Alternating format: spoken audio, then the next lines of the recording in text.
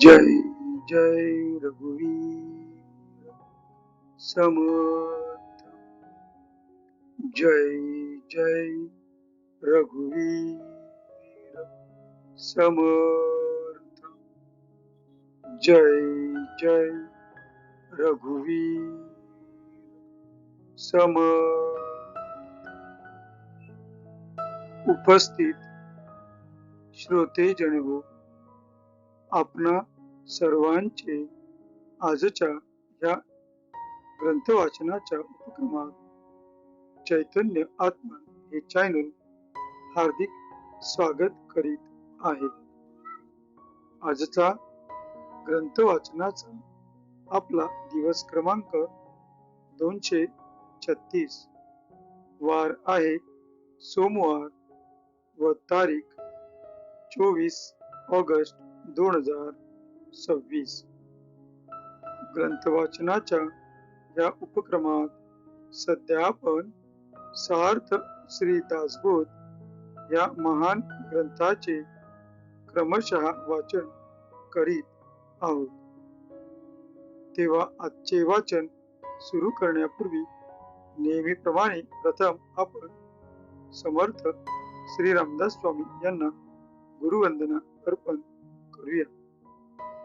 गुरुर् ब्रह्मा गुरु विष्णु गुरु देवो महेश्वरः। गुरु साक्षात् परब्रह्म तस्मै श्री गुरवे नमः। तस्मै श्री गुरवे नमः। तस्मै श्री गुरवे नमः। जय जय रघुवीर समर्थ। आता आपण सार्थ श्री दासबोध या ग्रंथाचे नित्य नियमाने वाचन किंवा श्रवण केले असता त्याचा आपल्या जीवनावर कसा काय प्रभाव पडतो ते आपण आता समर्थ श्री रामदास स्वामी यांनी वर्णिलेल्या फलश्रुतींच्या वाचनावरून जाणून घेऊया। या फलश्रुतीचे सुंदर असे वर्णन समर्थ श्री रामदास स्वामी यांनी त्यांच्या सार्थ श्री दासबोध या ग्रंथातील प्रथम समासातील प्रथम दशकातील प्रथम समासात केलेले आहे। या फलश्रुतींचे आता आपण वाचन करूया। सर्व संशय एकदम नाहीसे होऊन आचारांमध्ये ताबडतोब फरक पडतो। इथे समर्थ श्री रामदास स्वामी आपणास सांगू इच्छित आहेत की जो कोणी व्यक्ती सार्थ श्री दासबोध या ग्रंथाचे नित्य नियमाने वाचन किंवा श्रवण करीत त्या व्यक्तीच्या मनातील सर्व गोंधळ, भीती, शंका, असूया सर्व दूर होऊन मनात एक प्रकारचा आत्मविश्वास निर्माण होऊन त्या व्यक्तीच्या वागणुकीमध्ये त्या व्यक्तीच्या आचरणामध्ये ताबडतोब फरक पडतो। अज्ञान, दुःख व भ्रांती यांचा नाश होऊन तत्काळ ज्ञानाचा लाभ होतो। योग्यांचे परमभाग्य असे वैराग्य अंगामध्ये बांधते। विवेक व चातुर्य यथा योग्य प्राप्त होते। जे कोणी संशयग्रस्त, अवगुणी व अवलक्षणी असतील ते सुलक्षणी, धूर्त, तत्ववेत्ता, चतुर व समयत्न असे होतील. आळशी असतील ते उद्योगी होतील. पाप्यांना पश्चाताप होऊन ते शुद्ध होतील. भक्ती मार्गाचे निंदक असतील तेही भक्ती मार्गाला वंदन करू लागतील.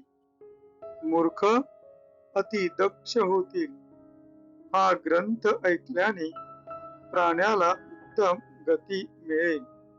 संसारातील अनेक उद्वेग नाश पावतील. अधोगती चुकून मनास विश्रांती आणि समाधान मिळेल. जय जय रघुवीर समर्थ. आता आपण सार्थ श्री दासबोध या ग्रंथाच्या क्रमशः वाचनास सुरुवात करीत आहोत. सध्या आपण या ग्रंथातील देव शोधनाचा या 6व्या दशकातील अनुर्वाच्य निरूपण या 10व्या समासाचे क्रमशः वाचन करीत आहोत.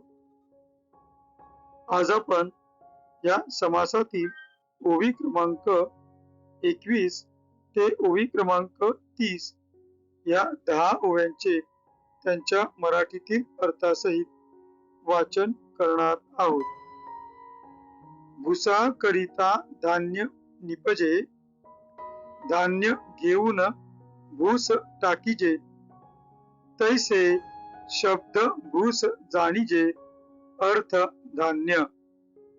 पोंचटामध्ये घनवट, घनवटी उडे पोंचट, तैसा शब्द हा फलगट परब्रह्मी. शब्द बोलोनी राहे, अर्थ शब्दापूर्वीच आहे, या कारणे न साये, उपमा तया अर्थास. भूस सांडून कण घ्यावा, तैसा वाचांश त्यजावा, कण लक्षांश लक्षावा, शुद्ध स्वानुभवे.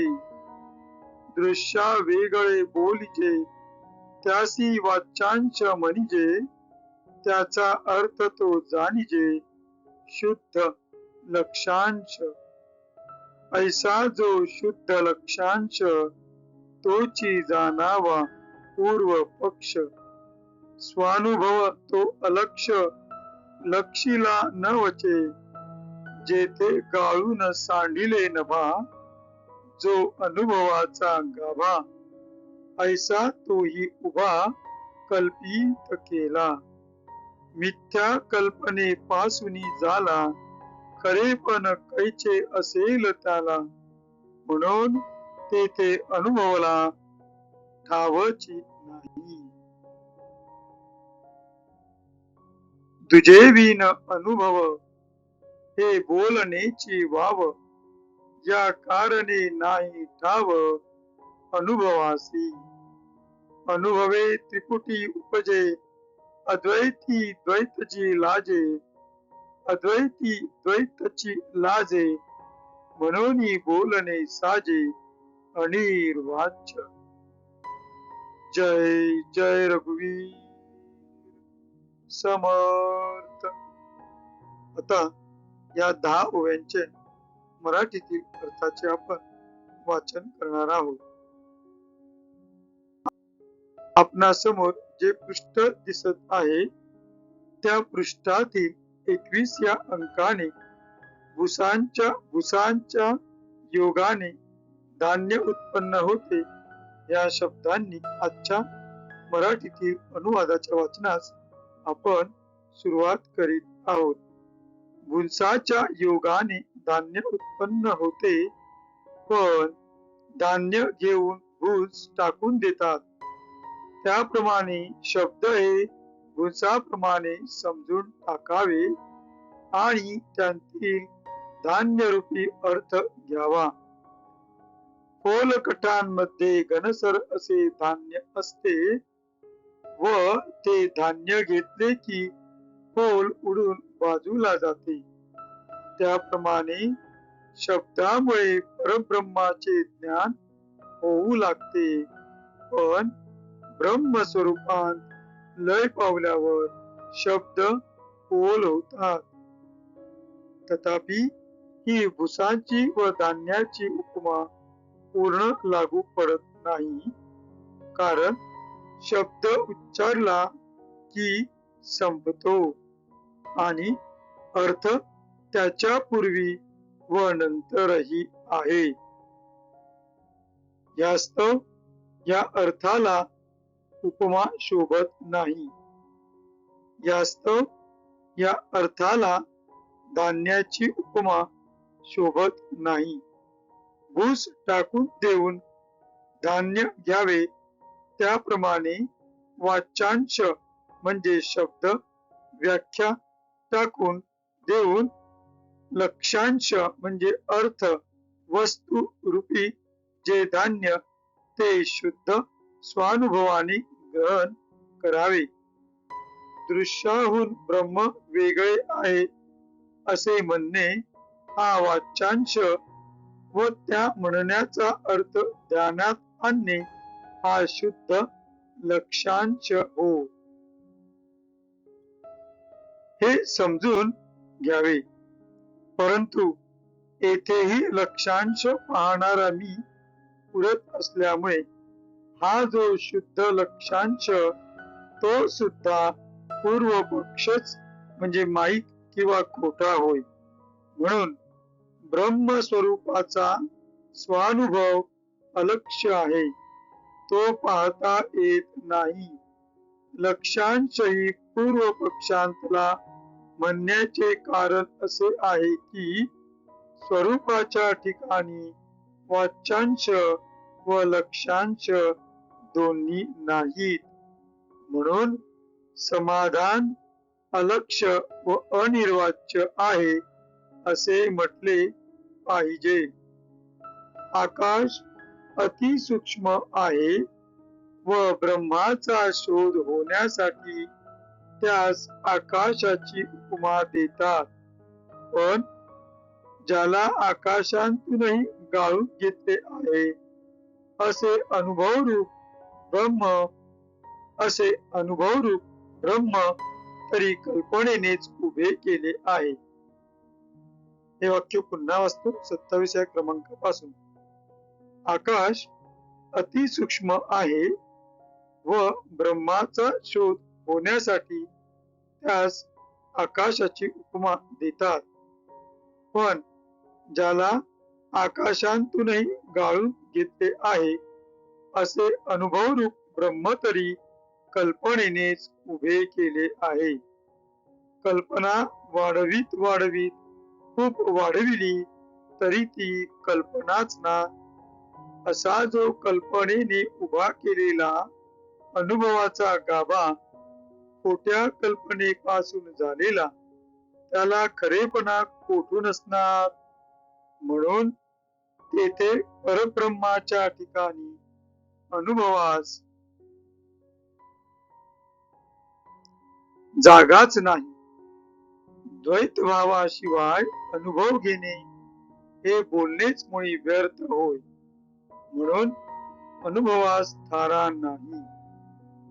अनुभव घेऊ लागले की अनुभव घेणारा व अनुभव्य ज्याचा अनुभव घ्यावयाचा ते व अनुभव अशी त्रिपुटी उत्पन्न होते आणि अद्वैताच्या ठिकाणी तर द्वैत सुद्धा शिल्लक राहत नाही. मग त्रिपुटी कुठली? यास्तव ब्रह्मप्राप्तीने होणारे समाधान अनिर्वाच्य न सांगता येण्यासारखे आहे असे म्हणतात, ते यथार्थ आहे. जय जय रघुवीर समर्थ. आता आपण कृतज्ञतापूर्वक समर्थ श्री रामदास स्वामी यांना वंदन करून आजच्या या ग्रंथ वाचनाच्या भागाची सांगता करूया. शुकासारिके पूर्ण वैराग्य ज्याचे वसिष्ठापरी ज्ञान योगेश्वराचे कवी वाल्मिका सारिका मान्य ऐसा नमस्कार माझा सद्गुरु रामदासा.